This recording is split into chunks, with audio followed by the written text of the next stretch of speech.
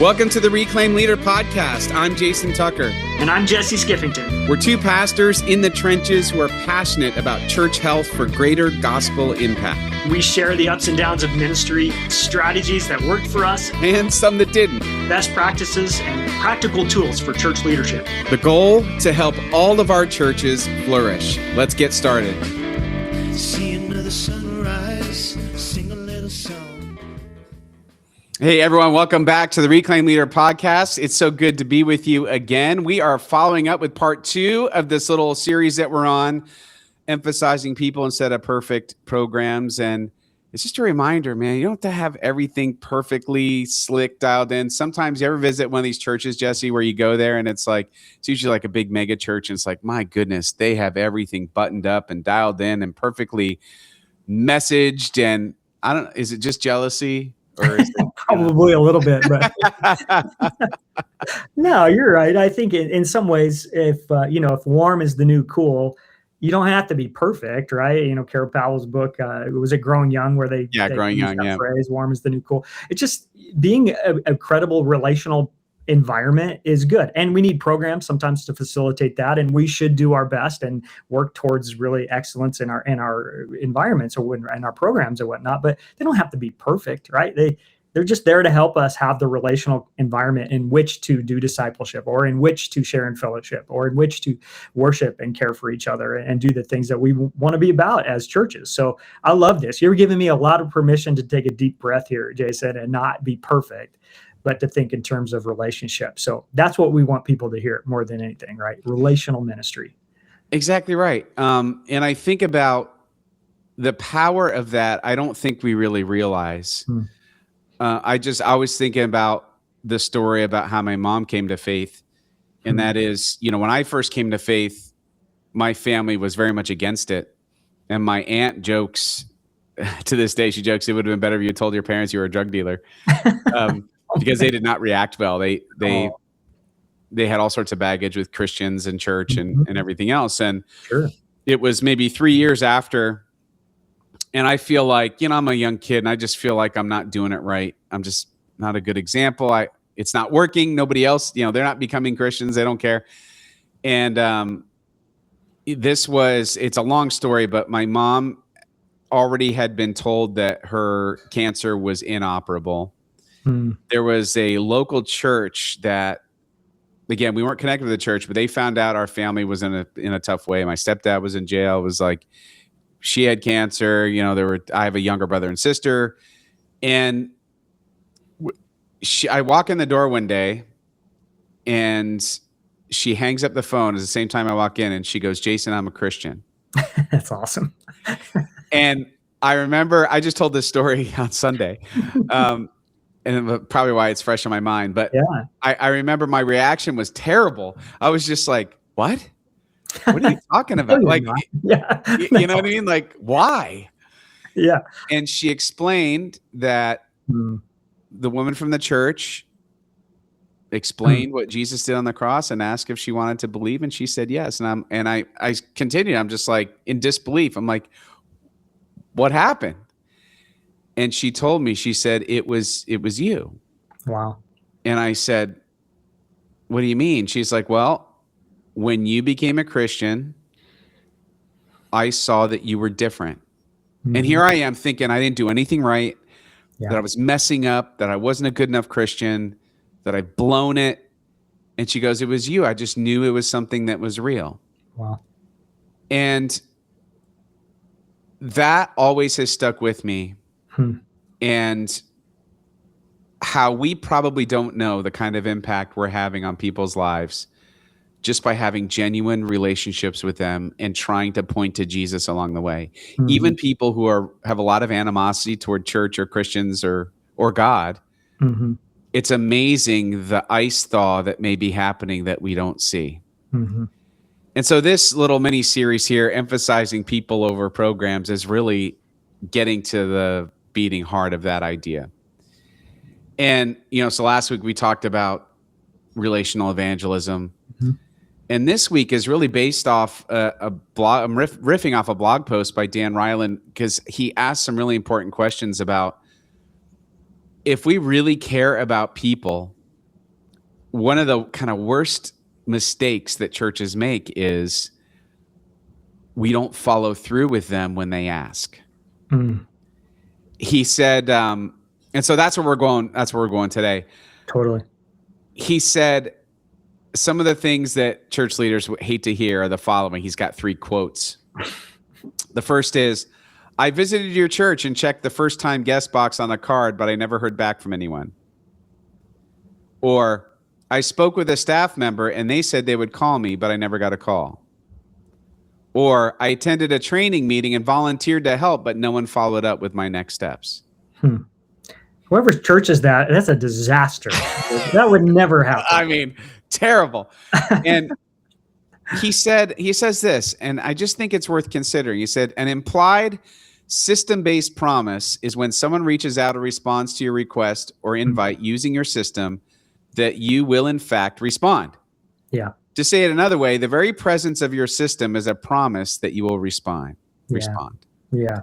And how there is people are engaged or disengaged from the life of the church because of unfulfilled promises. And it doesn't mean to say that we have to be perfect.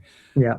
But you know what happens, Jesse? It's like, first of all, Sunday morning is a terrible time to approach a pastor with a request or a piece of information. And so I don't know, do you say anything when people do that? I usually say, hey, I'm worried I'm not going to remember this. Not that it's not important, but can you just send me an email tomorrow morning? Yeah. Or can you shoot me a text or something? Yeah. I want to, this matters to me, but I have a lot on my mind on Sunday morning. So please follow up with me.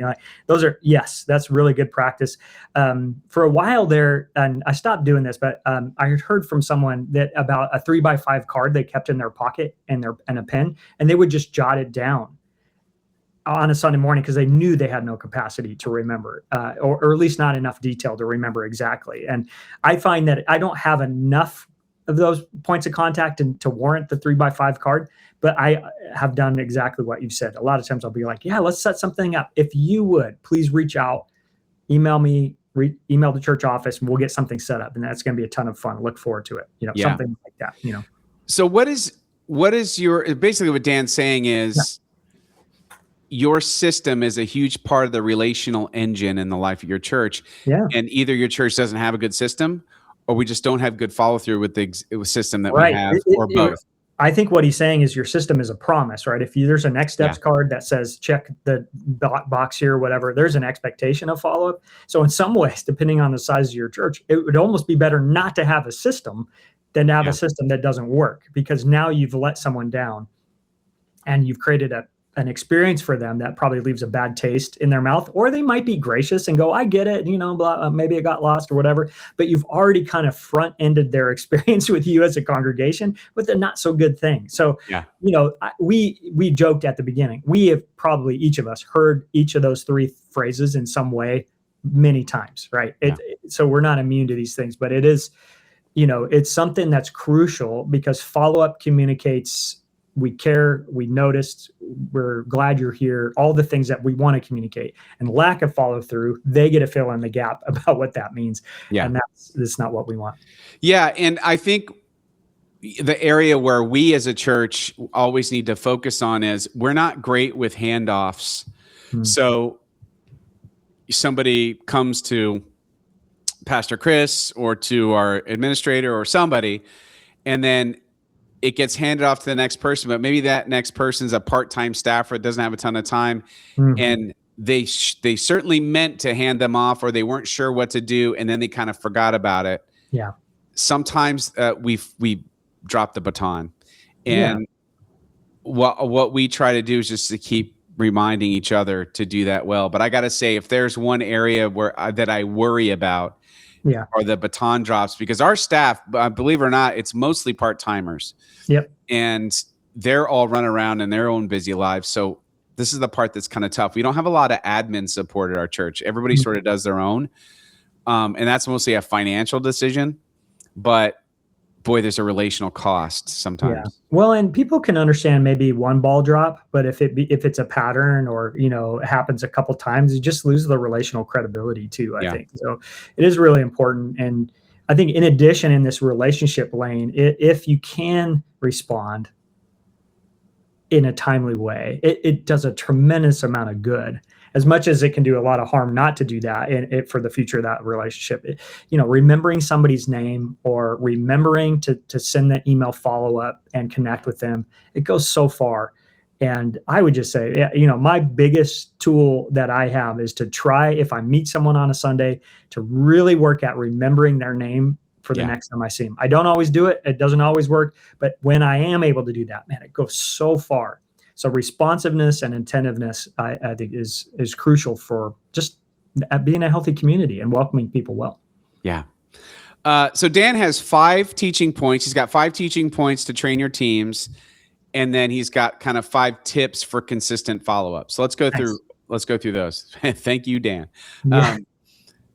He said, here are 5 teaching points to train your teams. And I would say, pastors, he's in a big non-denominational world and has been a long time. So you may phrase this differently, but I think the points hold true. Number 1, follow-up is a demonstration of integrity. Mm-hmm. When you do what you say you will do, people learn that they can count on you. Yep. I mean, what else needs to be said? Yeah, it's like exactly right. Yep.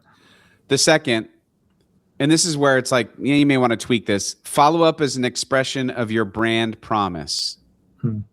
So we probably wouldn't say it in language like brand promises, but I know what he means. Yeah. You as a church, what you're saying is this is who you are. Mm-hmm.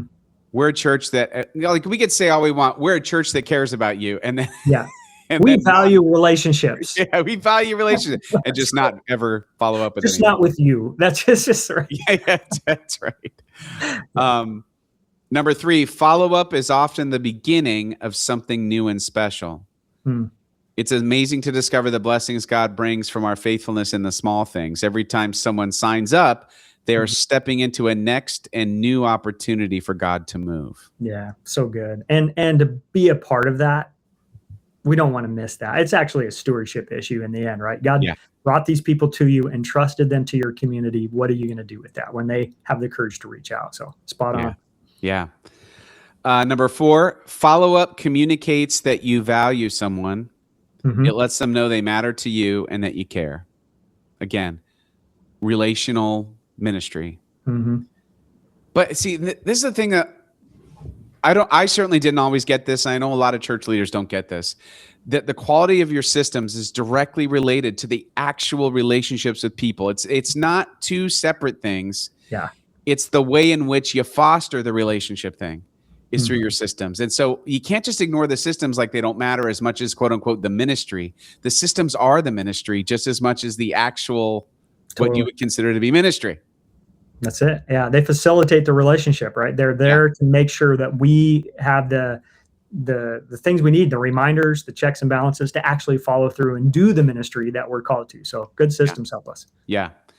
And I would say our system is limited with people who are brand new. They have to kind of self-select to share information with us. Yeah. And I would say that's one of the biggest gaps that we have is the chain of reaction only happens when someone kind of fills out guest information, either online or in person, or in person, they introduce themselves and alert us to their presence. But if they're new and they don't talk to anyone or sign anything up, we simply don't have eyes on them at all. Yeah. I mean, and that's where the culture of welcome, hopefully there's a few people that you may not even know, talk to them, are greeting, welcoming. Hey, we're glad you're here. What are your names?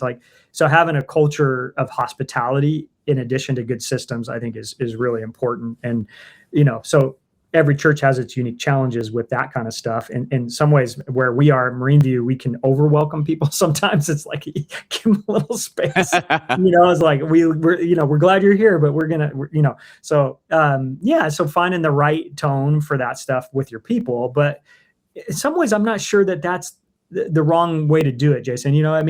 We could be more maybe pushy or proactive about that, but giving people permission, sometimes we'll use a phrase like, and when you're ready, we're ready. And what that looks like is signing, using the next steps card or connect card, let us know. And then we'll definitely respond. Love to get to know you. But if you just need to be here for a while and check things out, that's okay too. It's like, the balance there, I think, is important. Yeah. Permission to be anonymous for a while. Sure. Because you never know what's going on. Yeah, exactly. Yeah.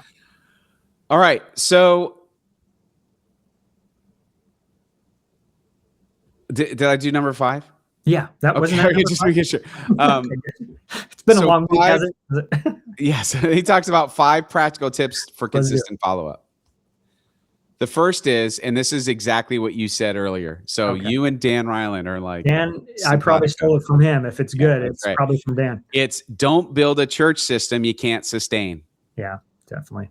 Churches often make the mistake of designing and implementing a follow-up process that is too complicated. Keep it simple, work it diligently. Yeah, that's it. Simple, consistent is repeatable. Yeah. You know, if you make it overly complex, it is gonna fail. It just is. And it can have all kinds of cool stuff. I remember we were talking about this. We're like, if they have kids, we wanted to go to children's ministry, and the children's ministry is going to follow up about the kids, and then this and then now you got like 5 different people that are going to respond or whatever. I mean, it just was too complicated. 5 batons that can get dropped. Yeah, we're just like, how about we just say, we're so glad you came. We look forward to meeting you and figuring out how we can help you plug into the life of the church. Right? Yeah. So make it simple so that it's repeatable. And you started with something last week, you know, people over programs, and it doesn't need to be perfect, but having a system that's simple enough to be credible. Going back to the integrity piece, I think is important. So just being really mindful. If you're going to do something, it needs to function well. So crucial. Dan says one good rule of thumb is that if it takes you longer to deal with the system than to do the actual follow-up, your system is too complicated. That's right. I like it. So I love it. All right, number 2, develop a personal practice that works for you. Again, the personal ownership of follow-up. Said not every aspect of follow-up is system-based. There's a great deal that is personal. This is about you and your people connections each and every week. Yep. And follow-up is not only about first-time guests. For example, what is your phone call return practice? Within 24 hours, 48 hours? If you don't have a standard, your follow-up will break down every time. Yeah. And same for email. Hey, you know, it could be an auto response. I don't have one of those, but I know a couple pastors that say, I check email from, 3:30 to 5 in the afternoon. So, I'll hopefully get back to you by then. Or it's like, hey, got your email. I'll follow up by the end of the week. It's just acknowledgement, right? It goes a long way. Do you have a policy on your return time for phone calls and emails and stuff, or how do you navigate that piece? I don't, but I respond is pretty fast, at least with I can't respond now, but I'll respond tomorrow or something. And I think it's the responsiveness, the acknowledgement that probably is the most important. Of course, you got to follow through after that. But I kind of have this little sheet I'm actually looking at right now, or I have a quadrant in my daily schedule and tasks and things that's just about follow-up and responsiveness, just because I don't want to lose track of those things. And some weeks, there's only 2 or 3 and I can keep track of it in my head. But a lot of times, if it doesn't go down on the paper, it's going to go out of my mind with all the million other things. So if responsiveness is a true value, you got to have a way a strategy for that you're using in your leadership. Yeah. Number 3, designate a leader to be responsible for the system. Mm-hmm. I know it sounds like a no-brainer, but often we don't have anyone who's actually responsible for it. So regardless of the size of your church, he says, someone must take responsibility for each system and the processes under that system. In a smaller church, it might be a volunteer for the first-time guest follow-up or prayer requests. In a large church, it might be a spiritual formation staff member at each campus who follows up on requests for a variety of things, from baptism to next steps. For us, our part-time admin is the gatekeeper of those things. So at least we have a point person where she is following up to these requests as they come into our email box. Totally. Yeah, that's awesome. Yeah, important. Yeah. Number 4, delegate to volunteers if your staff can't keep up. and I would, yeah, that's good. And for most of us, we don't have staff who can keep up with it, right? Yeah. We use volunteers anyway, but especially if your church is experiencing growth or change and your staff are overwhelmed, volunteers can do an excellent job helping. We just got to remember to utilize them. Because what happens over time, at least this is true with us, if we're not careful, we'll just become, all of our staff will just kind of suck in all the responsibility. Yeah. instead of the other way around, which it should be, instead of empowering others to do it. Mm-hmm. And I got to say, one area where we have really improved is our finance team.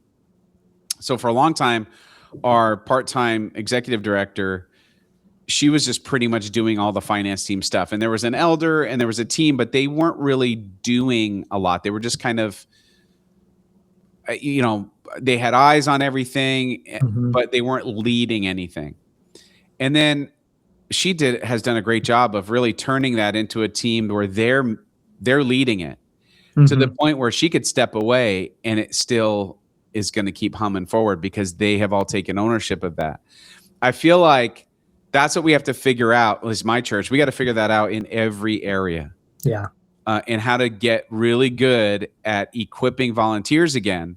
And for us, this goes all the way back to the pandemic when everything got consolidated to staff. Yeah. We're still trying to unload that stuff 6 years later. Yeah. And trying to unload it into the context of probably overworked volunteers going into the pandemic that are less likely to raise their hand after the pandemic. And like, there's just a lot of complexity to that. But getting a lot of people's hands on it in a way that where they feel they have the authority or they've been delegated the authority to take ownership and really make it work, I think is a helpful thing. And for the right people, it's a life-giving thing. Sometimes for me, I think of handing off a system and I'm like, that sounds like a lot of work. And I mean, that's not I'm not wired for that or whatever, but somebody else is. So handing it over to them might actually be life-giving for them and free you up. So you don't have to worry about it anymore. Yeah. So anyway, good thinking. And then lastly, number 5, design a way to measure and track your system. So he was joking. He said, this sounds like you're following up on your follow-up. But that's exactly right. Yeah, that's right. If you don't keep track of your results, you'll never know how well you're doing or your need to improve. Yeah. For example, he says, how many guests identified themselves? What percentage of guests came to your Next Steps gathering? What percentage stepped into small groups and or serving from that Next Steps gathering? So on and so forth. So whatever that looks like for you, find a way to measure how it's working. Yeah. And if it's real stuff, do you hear the woodpecker on the side of my wall? No. You can't hear it? Okay. No, I can't. It's like, pap, pap, pap, pap, pap. I have a little woodpecker that hangs out on the side of our building over here. And then I have to like make it go away. Anyway, woody woodpecker. Only in the Pacific Northwest. Yeah, I know. It's the hazards of being up you there. And Bigfoot. Okay. Yeah. Bigfoot. That's a real problem when Bigfoot shows up. So we have other things that we do for that, but for sure. I love it. Good stuff. With all of this, kind of tying a bow on this whole idea, again, what I hear from churches and what often even is my go-to is how are we going to solve our evangelism and engagement challenges with programs. And programs, again, they play their part, but the program is only as good as the relationships that are driving it all, and how maybe we're better served emphasizing people and relationships over worrying about if we have the perfect program or not. Because I really do. Most churches already have good enough programs that they can use. Yeah. It's just about developing the people around them. Yeah, that's it. So the relational approach is vital. And that's what people are there for anyway, right? Is to be in relationships, to grow in their discipleship in a relational context. Sometimes it's a class, but sometimes the best thing that happens in the class is the people you get to know, or, meeting the person leading the class. I mean, so the relational piece is central to who we are as followers of Jesus and as churches. And so I've enjoyed this conversation. It's been a good reminder certainly of I once was lost, and I can't wait for our conversation with Doug. That's going to be awesome as we dive into that. But then even just this reminder that a simple, repeatable process for helping people engage into the life of the church, or to follow up and follow through with them when they communicate with you, it goes a long way. And this is not it's not rocket science, right? It's relational steps that would kind of be the kinds of things we would hope someone would be doing for us if we reach out, right? So anyway, good reminders all the way across the board. And Dan Ryland, if he showed up at Marine View,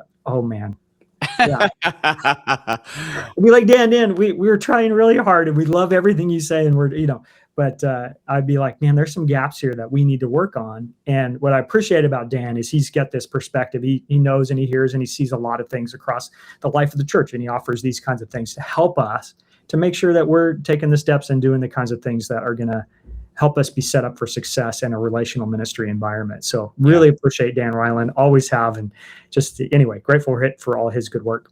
Yeah. And that systems are not antithetical to relational evangelism. They make it happen. And that's They're the not thing. an end to themselves, certainly. Yeah. They don't exist for their own sake. They exist for a purpose. But man, they're like the oil in the machinery. They help it go, right? It's what facilitates relationships. So yeah, all good things, Jason.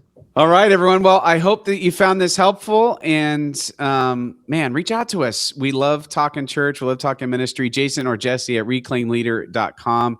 It's been a blessing getting to know some of you online and catch you on social media. It's been really fun. And man, we're already, this episode's middle of April. I mean, geez, we're into the spring. Jesse, you're going to be golfing before you know it.